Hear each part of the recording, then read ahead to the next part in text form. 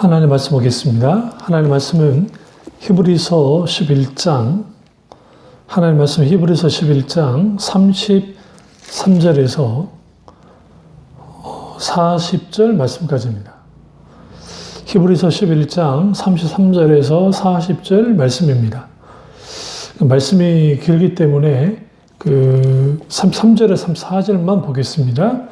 그들은 믿음으로 나라를 이기기도 하며 의를 행하기도 하며 약속을 받기도 하며 사자들의 입을 막기도 하며 불의 세력을 멸하기도 하며 칼날을 피하기도 하며 열악한 가운데서 강하게 되기도 하며 전쟁에 용감하게 되어 이방 사람들의 진을 물리치기도 하며. 아멘. 말씀 제목은 이기는 믿음입니다. 말씀 제목은 이기는 믿음입니다. 믿음의 특징을 들면 그 믿음은 우리로부터 생겨난 게 아닙니다. 믿음은 하나님이 우리에게 선물로 주신 겁니다. 하나님께서 우리에게 믿게 하셔야 우리가 하나님을 믿을 수 있고, 그 믿음의 특징 중에 가장 중요한 게 이기는 것이고, 그 이기는 믿음의 그 이면에는 그 야성이 있습니다. 오늘날 교인들이 신앙의 야성이 사라지고 있습니다. 마치 온실 속에 자라는 화초처럼 그렇게 자라다 보니까 조그만 문제가 생겨도 저렇게 넘어지고 이렇게 넘어지는 일들이 있고, 문제는 뭐냐면 이런 거룩한 야성이 사라지자 이 세상을 하나님의 길로 복음으로 바꾸고 인도하기보다는 오히려 이 세상의 주류와 같이 휩쓸려서 가는 것을 보게 되어집니다. 한국 교회가 가난하고 어려울 때는 하나님만 의지하고 전적으로 기도하는 교회였습니다. 그러나 차츰차츰 나라가 이제 좀 부자 나라로 바뀌어지기 시작하고, 또 한국 교회도 성장하면서 야성을 잃어버리기 시작했습니다. 그 야성을 잃어버리자 두드러진 특징은 뭐냐면, 하나님 그분을 의지하고 신뢰하고 살아가기보다는 자신의 능력과 자신의 힘을 가지고 살아가는 일들이 빈번해지는 겁니다. 무엇보다 야성이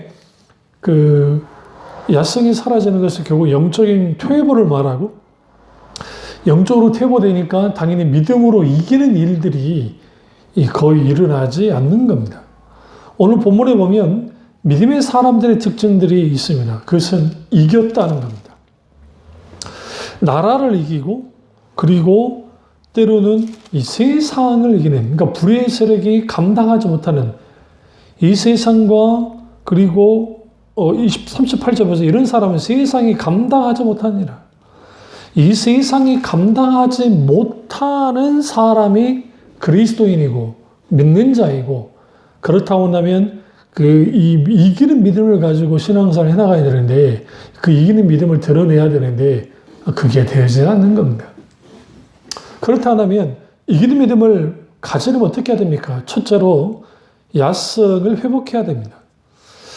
야성이 회복되지 않고서는 결코 이기는 믿음으로 갈 수가 없습니다.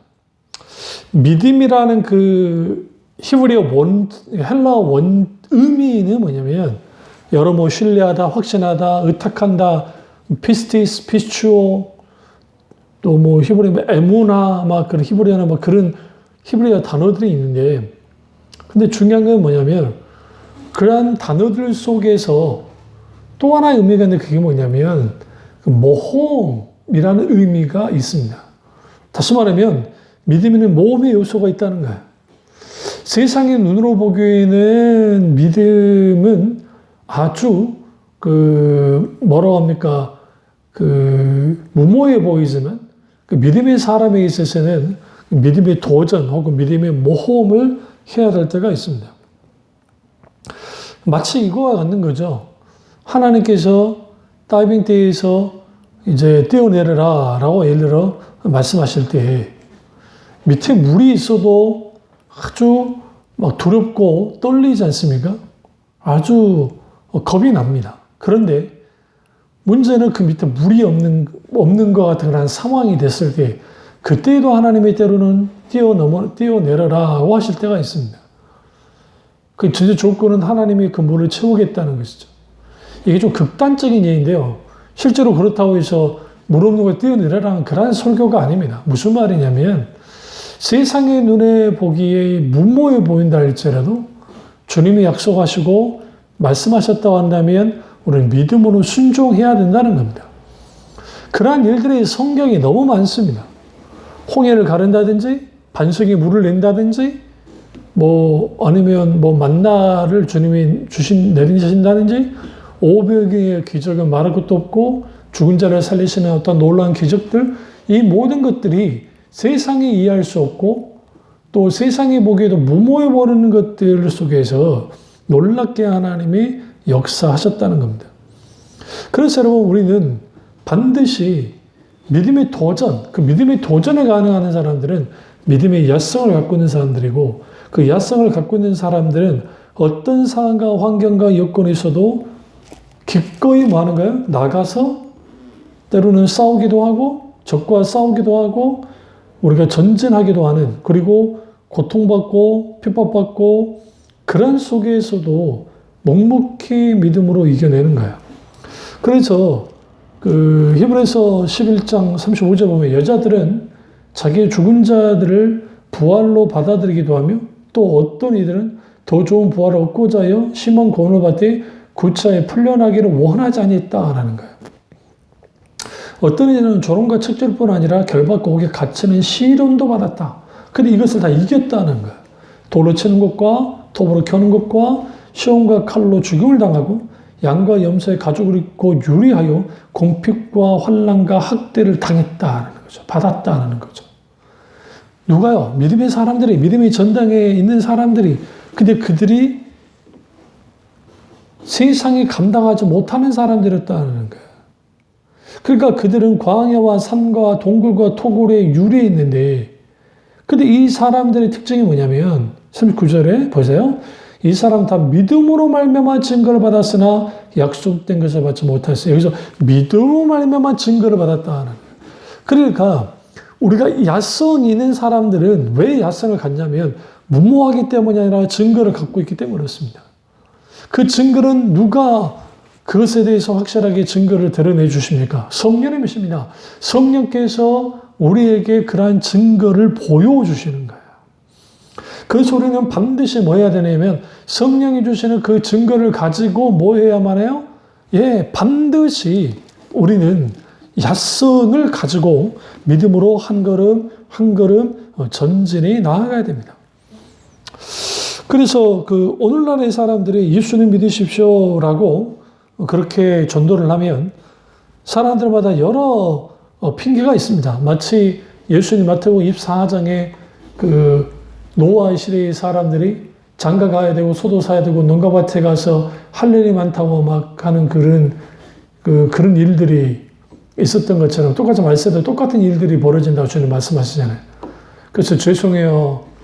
내가 잔치 갈 수 없다. I cannot come. 내가 갈 수 없다고. 죄송하다고. 그러니까 정말 죄송하다고. 내가 지금 먹고 사는 게 바빠서 주인의 잔치에 하나님께로 나올 수 없다고 하는 그런 사람들도 있고, 상처를 받아서 교회에 다니지 않고 그저 그렇게 그냥 신앙생활 하는 사람도 있습니다. 그 코로나 팬데믹 때문에 어쩔 수 없이 그런 상황이면 그 이해가 할 수 있습니다. 그럼에도 불구하고 소위 안 나가 교인들, 어떤 분들은 가난한 교인이라는 표현을 쓰는데요. 그건 적절치 않은 표현이라 생각합니다. 오히려 그분들은 그러니까 여러 이유가 있겠죠. 그럼에도 불구하고 하나님께서 교회를 세우신 목적을 아셔야 됩니다. 교회를 떠나서 신앙생활 하겠다? 교회를 떠나면 구원받겠다? 물론 교회에서 신앙생활 하지 않는다고 구원이 없다고 그렇게 생각하지는 않습니다. 그런데 문제는 뭐냐면 그 신앙을 혼자서 지킨다고 불가하는 겁니다. 거기에 어떤 헌신이 있고, 그리고 어떤 하나님을 향한 그 임재와 그 하나님과의 친밀한 교조 이런 것들이 있겠어요. 더더군다나 독불장구식의 신앙생활은 불가하는 겁니다. 좋든 싫든 그리스도인의 지체들과 함께 서로 중보기도하고 그리스도 안에서 사랑의 교제를 나누면서 신앙생활을 해나가는 것이지, 그렇지, 그건 불가능하거든요.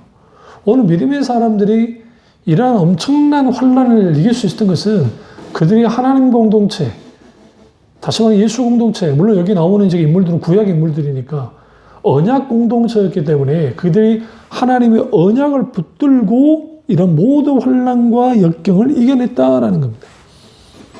근데 그들의 이면에는 뭐가 있었다고요? 야성이 있었다는 것이죠. 그 야성은 어디서 생겨난다? 도전하는 믿음, 모험하는 믿음 속에서 생겨나고, 그렇다고 한다면 우리 속에는 수많은 일들이 벌어질 때 우리는 거기에 뭐 해야 돼요? 믿음을 앞세워 나가야 되고 거기에서 이제 우리가 승리를 해야만 합니다. 그래서 히브리서 11장에서 믿음의 전당 혹은 믿음의 용사들에 대한 기록이라는 표현을 씁니다. 근데 그들의 공통적인 특징은 세상이 감당하지 못한 사람들이었다라는 거예요. 그럼 저와 여러분 어떻습니까? 세상이 우리를 감당할 만합니까? 감당하지 않을 만합니까? 예, 세상은 우리를 겁내하지 않습니다.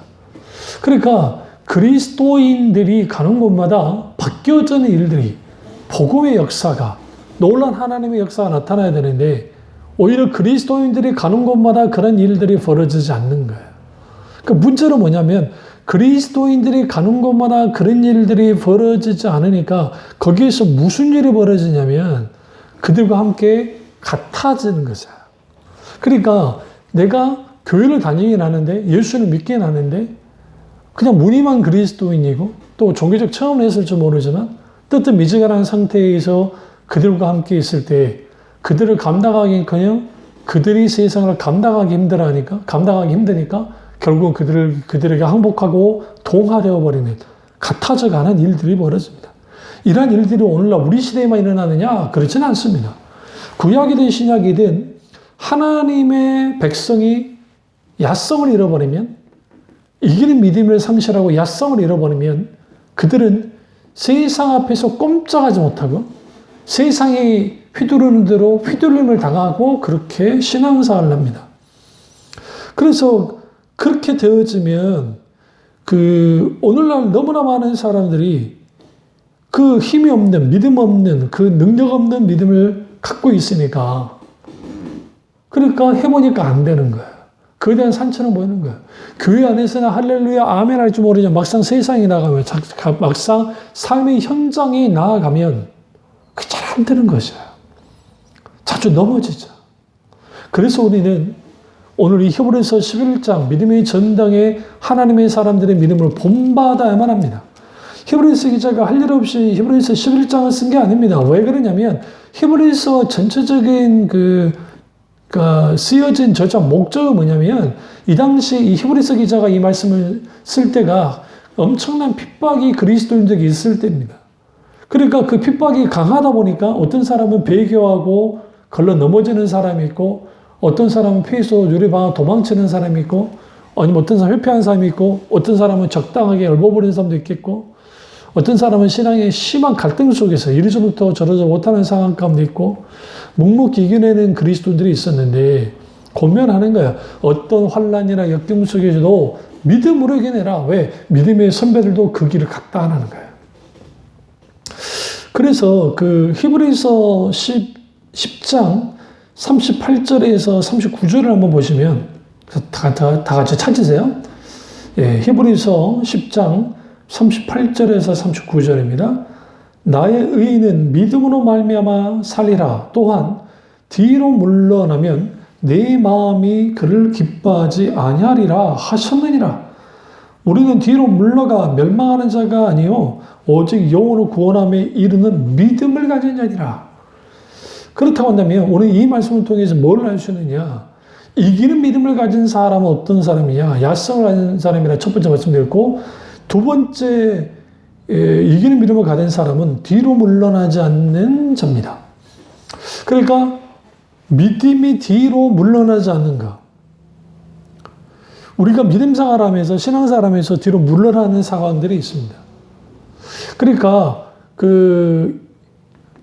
전략상 전쟁에서 순서 병법이나 그런 데서 보면 우리가 전진을 위해서 일부 후퇴한다라는 의미가 있는데 믿음의 세계에는 후퇴란 없습니다. 후퇴하는 순간 끝나기 때문에 그렇습니다. 그래서 하나님이 물러서는 것을 기뻐하지 않는다라고 말씀하십니다. 뒤로 물러난 것은 명망한 자라고 표현하잖아요. 그래서 오직 영혼 구원함에 이르는 믿음을 가진 자니라. 믿음을 가진 자는 어떤 자다? 물러나지 않는 자다. 물러나지 않는 자는 전진하는 사람이고 우리는 전진해 가야 됩니다. 이 부분이 분명하게 되지 못하면 우리는 어떤 상황에 빠지냐면 이 믿음이라는 것이 어쩔 때는 좋고 어쩔 때는 나빠지고 하는 그런 자기 기분에 따라서 움직여지는 거예요.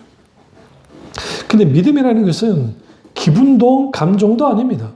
믿음은 철저하게 살아서 역사하시는 하나님의 말씀을 기초로 기반으로 하고 인격적이신 하나님과 관계 속에서 내 믿음이 확고해집니다.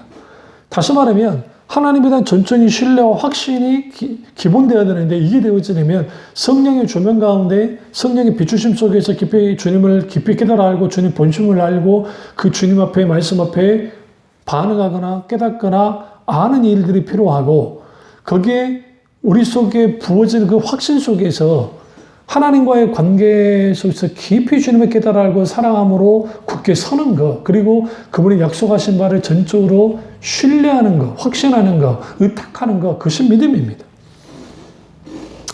그런데 왜 신앙이 뒤로 물러나느냐? 그것은 믿음이 희석되기 때문에 그렇습니다. 그러니까 믿음이 희석되어지면 믿음은 기본적으로 약해질 수밖에 없습니다. 여기서 믿음이 어떻게 희석되어지느냐? 성경에서 말하는 믿음이 아니라 인격적인 하나님을 바탕으로 하는 믿음이 아니라 자기 신념 체계 혹은 적극적 사고방식 아니면 또 기복주의, 어떤 복받기 위한 것들 아니면 실용주의, 뭔가 그걸 통해서 얻어내는 그 자아 성취 아니면 기타 등의 여러 가지들 이런 것들이 계속적으로 믿음인 양 들어오면 무엇이 거짓이고 무엇이 참인지를 분별하지 못하게 되기 때문에 여기에 마치 물타게 되는 거야. 물이 타게 되어지면 희석해지고 희석해지는 믿음의 특징은 약해집니다. 당연히 복음의 능력이 사라지는 건 당연하겠죠. 그러니까 십자가의 복음이라고 하는 이 원색적이고 근본적인 이 신앙이 본질에 속한 이 십자가의 복음이 선포되는 것은 당연한 거야. 그러나 그 예수 그리스도의 십자가 복음을 뒤로 밀어놓고 다 뒤로 밀어두고 그럴싸한 어떤 달콤한 것들만을 제시하니까 사람들이 그것만을 쫓아 나온다는 거예요.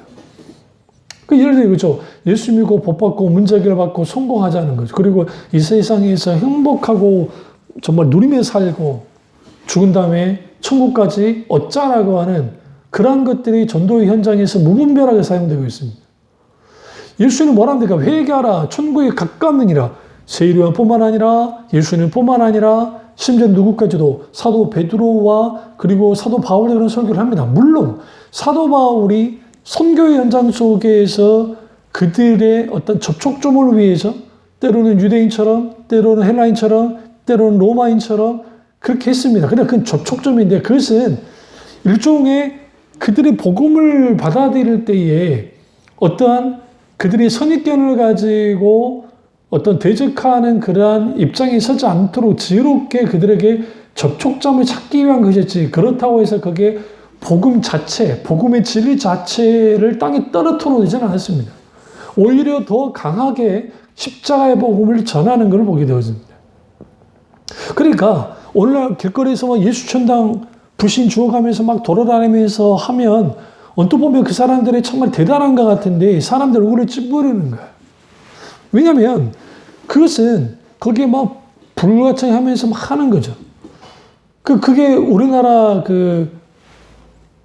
초근도 목사님 영향을 받아서 이제 그런 분강사들이 그렇게 하는데요. 그게 과거 시대에는 됐을지 모르죠. 오늘날의 시대의 사람들은 광인 취급합니다. 물론 복음은 듣든지 안 듣든지 전해야죠. 그러나 그런 식의 소위 종교하는 식의 선포라는 것은 의미 없습니다.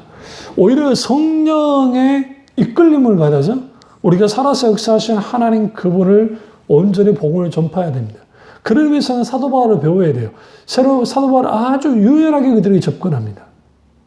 그럼에도 불구하고 복음의 그 자체를 예수 그리스도의 십자가 복음 자체를 있는 그대로 선포하는 것을 봅니다. 여기서 그러면 사도 바울이 말의 지혜로 복음을 전하지 않고 오직 성령의 능력으로 전한다고 분명하게 강조하고 있습니다. 그게 아주 중요한 겁니다. 그러니까 우리가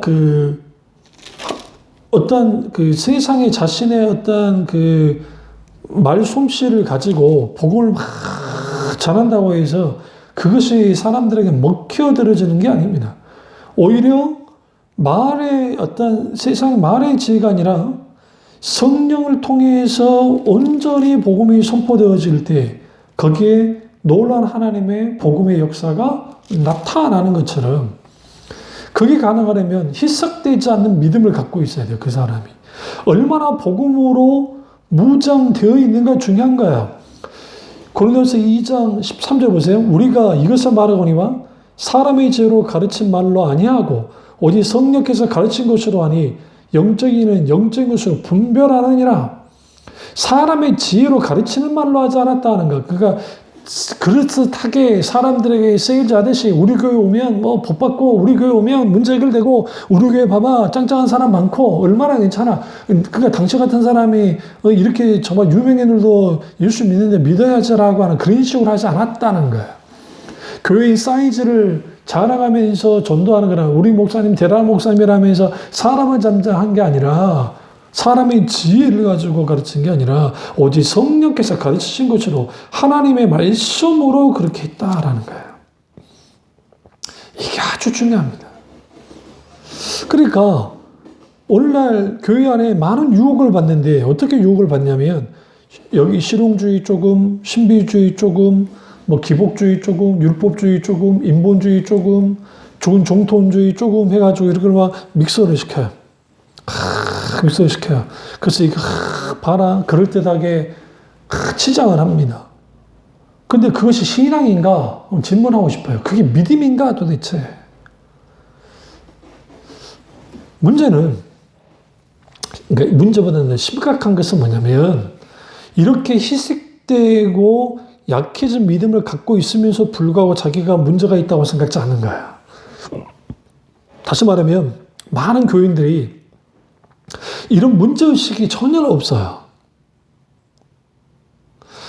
문제의식이 전혀 없으니까 우리가 초대교회에 하나님의 사람들이 복음을 전할 때 그 복음이 강한 힘을 발휘했고 그 복음이 세상을 이기고 사람을 거꾸러뜨리고 세상을 이기고 심지어는 예수 그리스도의 향기가 가장 진하게 나타나는데 그 진한 향기가 그리스도의 향기가 교회 안에서 신자들 속에서 사라져버린 거예요.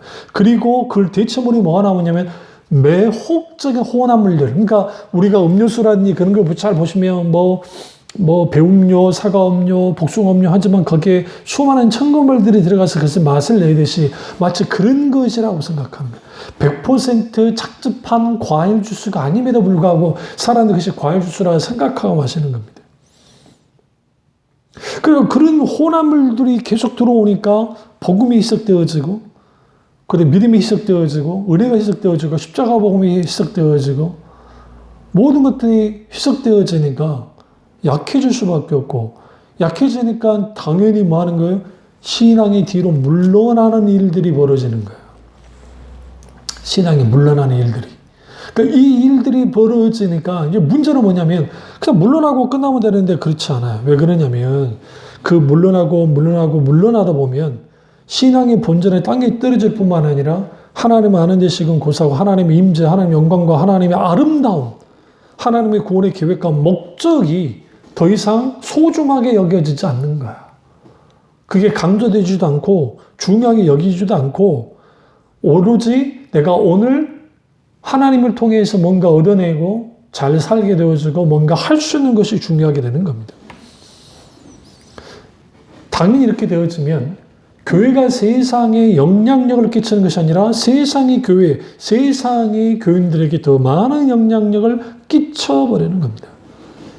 이게 문제가 되는 겁니다. 그래서 우리가 이기려면 반드시 야성이 회복되어야 되고 이기려면 뒤로 물러나지 않아야 되고 세 번째로 이기는 믿음을 가지려면 신앙의 균형을 바로 세워야 돼요. 그러니까 신앙의 균형을 바로 세우지 못하면 강하고 진한 기독신앙을 잃어버립니다. 여기서 균형은 뭐냐면 말씀과 성령이라고 하는 이 균형이 딱 이루어져야 돼요.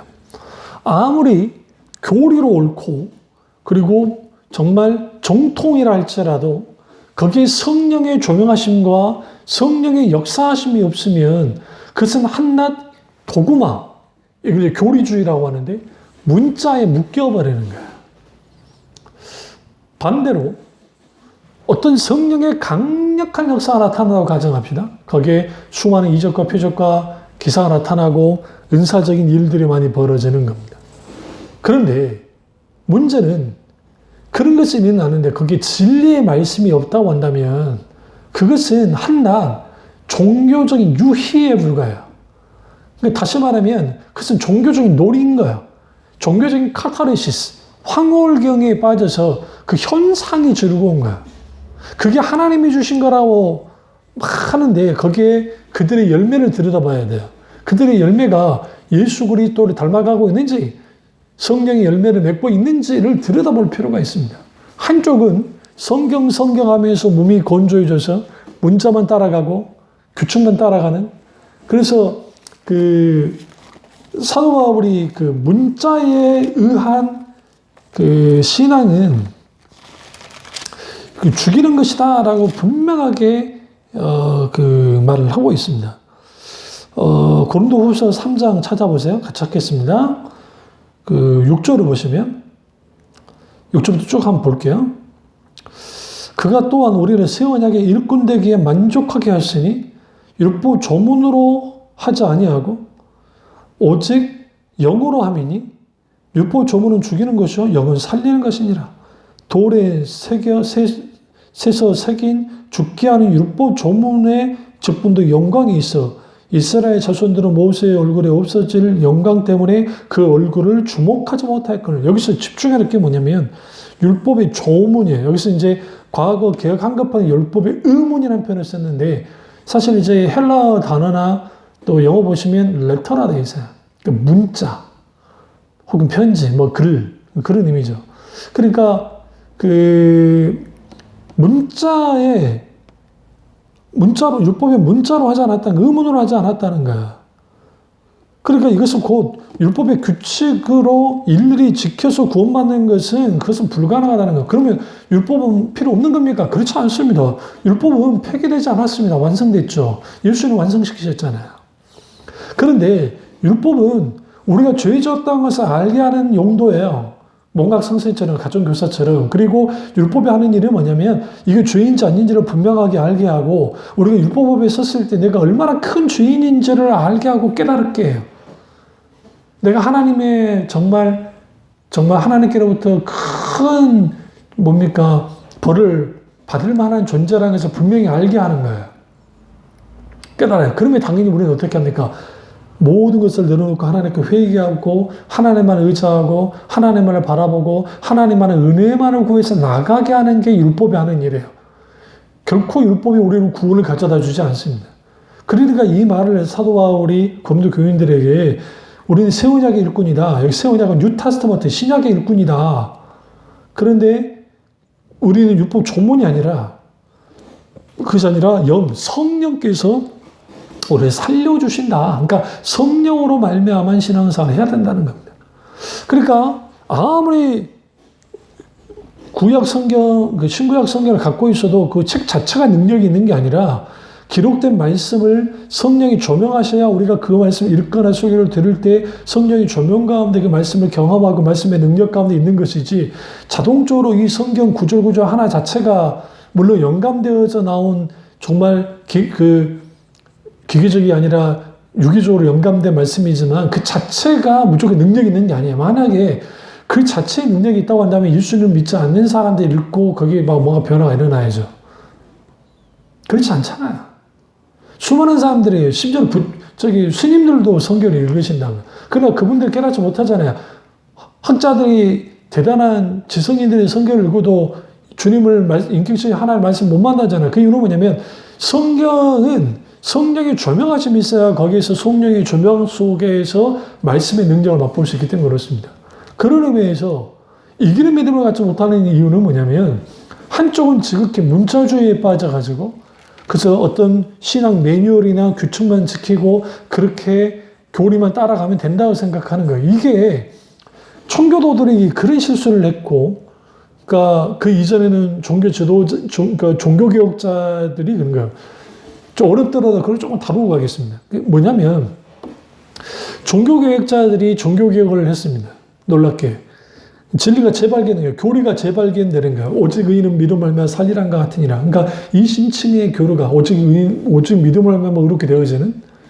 그래서 값없이 주는 그 하나님 은혜 가운데 우리는 그런 자격이 없지만 우리는 의롭게 되어진 거예요. 주님의 은혜 가운데.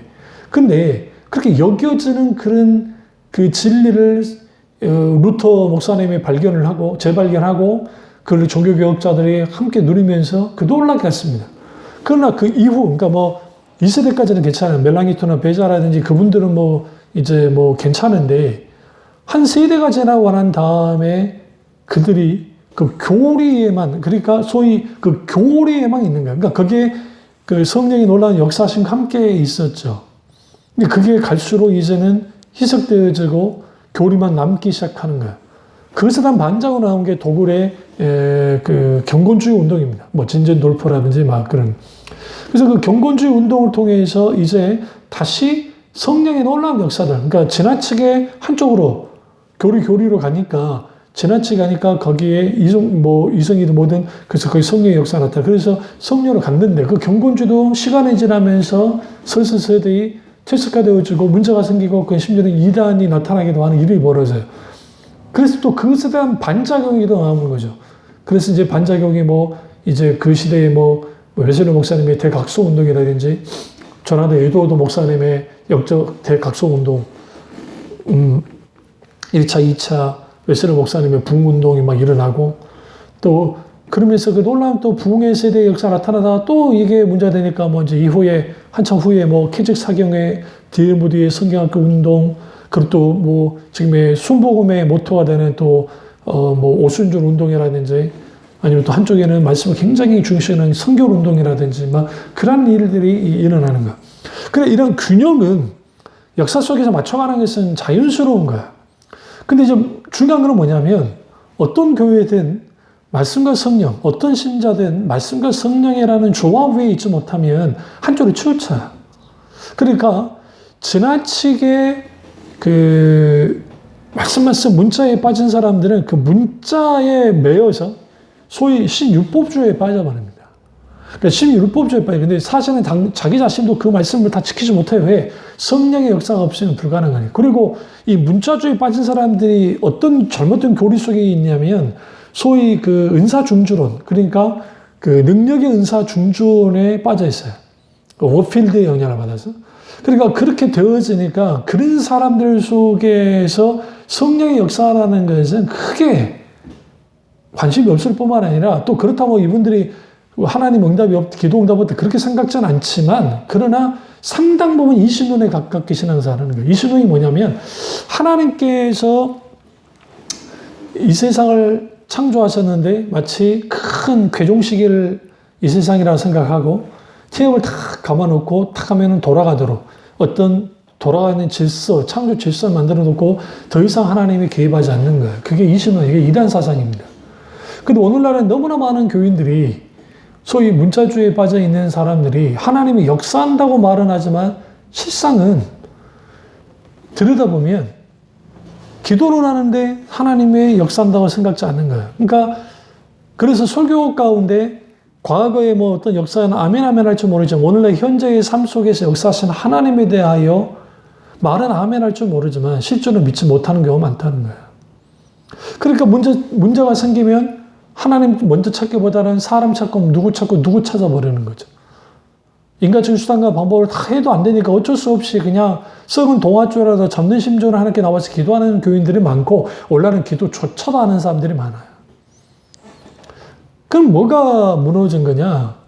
소위 성령의 놀라운 역사하심들. 그러니까 이 땅에 우리가 개입하셔서 기꺼이 주님 찾아오셔서 역사하시니까 하나님에 대한 그 능력을 맛보지 못하니까 신앙의 균형이 무너져 있으니까 당연히 그런 역사가 없죠. 그래 문제가 생기는 거고 또 다른 하나는 신비주의자들은 기도만 하면 다 된다는 거죠. 그래서 기도를 만사를 변화시킨다. 으쌰으쌰하는 부흥운동 같은 그런 분들. 그래서 기도하면 다 된다는 거예요.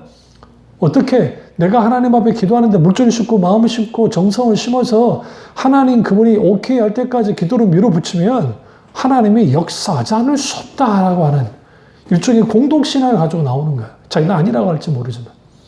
그래서 소위 기도 명당을 찾아다니는 겁니다. 저 기도원 가면 엄청난 응답이 있다더라. 저 교회 가면 응답이 있다더라. 뭐 삼각산으로 과거에 뭐 요즘에는 뭐 막아라서 못 올라가지만 삼각산에 산기도를 하거나 아니면 기타 이런 데 가서 막 기도를 하면 될 거라 생각해. 실제로 그 시대는 하나님의 은혜가 한국교회 부어졌던 곳이니까 또 그런 역사가 나타나기도 했어요. 아닌 건 아니고. 그런데 그렇게 해도 응답받는 걸로 끝나버렸지. 정작 거기에 뭐가 없는, 열매가 없는, 안고 없는 찐빵이 되어버리는 일이 벌어진 거예요. 그러니까 그런 균형이 깨져버리니까 세상에 이기지 못하는 거예요.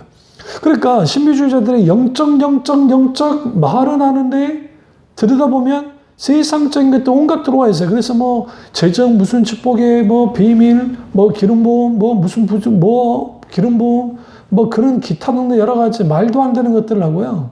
또 소위 문자주의에 빠진 사람들이 성경 말씀을 내가 하나님 말씀에 맞춰주면 괜찮은데 그게 아니라 그 말씀을 자기의 어떤 사상과 아니면 그런 데 가지고 들어와서 그걸 가지고 무장된 상태에서 재단을 하는 거예요. 이제 거기서 이제 문제가 발생되는 거예요. 그러니까 논쟁 가운데 방언 논쟁이 굉장히 있죠. 존 메가더라든지 옥성호 집사님 이분들이 방언은 사탄이 하는 것이다 라고 하지만 또 뭐 반대편에 있는 목사님들 중에 또 방언이 어떻게 사탄이 하는 것이냐 여러 있어요. 근데 이제 이 둘 다 이제 아마 들여다보면 한쪽에 왜 방언에 대해서 그렇게 팔아를 떠냐면 타종교도 방언 비슷한 것들이 있고요. 그리고 또 문제는 이게 방언의 피해들 그러니까 소위 책 같은데 책을 딱 보시면 방언 기도를 통해서 수많은 기적이 일어나고 막 귀신이 쫓겨나고 막 능력 나타난다는 그런 것들.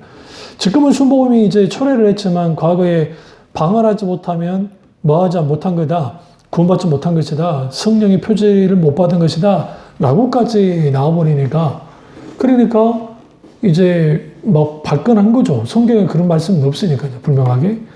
지금 후에는 이제 철회를 했습니다만은 순복음에서. 그러나 이제 방언 못하면 성령 못 받는 거라니까 그러니까 이제 기도원마다 뭐 70년, 60년도, 70년도, 80년도에 무슨 일이 벌어지는 거예요. 소위 방언 배우기가 나오는 거예요. 방언 배우기. 할렐루야, 할렐루야, 할렐루야 계속 따라하게 10분이고 20분이고 30분이고 사람들 방언 못 받는 사람들 불러다가 할렐루야 시켜가지고 막 하다면 거기에 랄랄랄랄랄랄랄랄랄 하면 그 사람이 방언 받았다는 거죠. 그게 어떻게 방언입니까? 저도 방언을 받았습니다. 제가 은사에 열려있는 사람에도 불구하고 그게 무슨 방언이에요? 만들어낸 거죠. 그러니까 옥성호 집사님이나 무슨 존 메가단 이분들이 그걸 문제 삼는 거예요. 근데 그 성경 보시면 1만마디의 방언보다는 깨달은 5마디의 말씀이 나은 거예요. 그러니까 이분들이 그만 하는데요. 그 방언 기도가 의미가 없는 겁니까? 아니에요. 거기에 통변 은사까지 같이 나타날 때 주님과 깊은 대화 나눌 수 있습니다. 그럼 방언이 이제 정말 방언 소개할 게 아니니까 오순절 마가다라방에 있던 그 방언과 사도바울에 말하는 은사적 방언이 좀 달라요. 그러니까 오순절 마가다라방에 있었던 그 방언은 언어적 방언이었다고요. 그러니까 다 알아들었잖아요. 그 시대에 오순절 절기 지켜왔던 만방의 사람들이 알아들었잖아요. 그들이 그 말을 모름에도 불구하고. 그리고 그게 성령의 강림하시는 표지가 됐죠. 그러니까 성령 강림. 그러나 그것이 소위 예수 믿고 구원받은 사람의 그것이 방언 못하면 성령 받지 못한 표지는 그렇지는 않다고요, 전혀. 그건 단회적이에요, 단회적. 딱 한 번 일어났어요, 그게. 그러나 그 있는 그 열매적인, 그러니까 그 성령 구속상의 측면에서 성령 강림된 그 방언이나 그거는 그때 표적으로서 나타나했지만 이후에 은사적인 방언은 분명히 있었다는 거예요. 사도 바울이 말하고 있기 때문에. 또 성경에 여러 곳이 많이 나타나고. 그렇다면 그 은사로서의 방언은 분명히 있는 거예요. 그 방언이 주님과 깊은 교제를 나누는데 유익하다고 사도 바울이 말하는 것처럼 유익합니다. 그런데 이제 한국교회에 문제가 되는 것은 방언하면 막 의석에서 계급장 단 것처럼, 예언하면 계급장 단, 그 계급장을 다는 것처럼 하는 그런 은사는 잘못된 거야. 그러니까 은사주의자들이 마치 은사를 자기 호주머니에다 놓고 막 신유도 빼들고 예언도 빼들고 막 다 빼드는 거 그렇게 이해하는 거예요. 소유적 개념으로는. 그런데 은사는 소유적 개념으로 이해하면 안 돼요. 은사는 나타남의 개념으로 나타나. 그러니까 나타남의 개념이란 무슨 말이냐면 이 히브리어로 성령이 나타나게 하신다는 표현이 이제 성경에 나오네. 그게 그 헬라어적인 의미 속에서 지휘하신다. 그러니까 성령이 지휘하신다는 의미가 있어요. 성령이 지휘하신다는 것은 성령이 역사하신다는 것이죠. 그러니까 어떤 치유가 일어나야 되고 어떤 예언이 일어나고 기타 할 때에 성령께서 강하게 나타나시고 지휘하시고 주권 가운데 역사하시는 그 시점에서 일어나는 거야. 물론 그런 가운데서 어떤 사람이 특별하게만 치유가 많이 일어나거나 어떤 사람에는 예언이 많이 일어나면 거기에 이제 어떤 사람은 예언 사역으로 치유 사역으로 가기도 하는 거야. 그러나 그렇다고 해서 그 사람들이 자기 호주머니에서 꺼내가지고 막 꺼내서 막 역사를 나타낼 수 있는 그런 게 안 된다. 왜? 성령께서 하시죠. 모든 건 성령의 주권 가운데 되기 때문에. 그 부분이 잘못되니까, 잘못 이해하고 남용을 하니까, 은사 남용을 하니까 존 메가더 목사님이나 옥성호 집사님 같은 분들이 방언은 잘못된 것이 뭐 능력 방언은 끝났다고 그렇게 나오는 거고, 반대에서는 뭐 또 모르는 소리 한다. 수많은 기적 역사가 나타난다 하면서 막 하죠. 그런데 문제는 그들 속에서 소위 영적이라고 말하는 그 자기들만의 뭐 영적인 세계에 대해서 말하는데 그게 지극히 주관적이고 그리고 지극히 뭐라 합니까? 이제 말도 안 되는 식의 그런 것들이 많아요. 그러니까 영적 전쟁만 해도, 예를 들어. 그러니까 인터콥이나 막 이런 분들이 딴밖에 막 기도도 하고 막 저주 막 해가지고 뭐 내가 나사렛 예수님이 하노니 뭐 지역력이 묶이고 무슨 묶이고 뭐 묶일지어다 하면서 막 기도하거든요.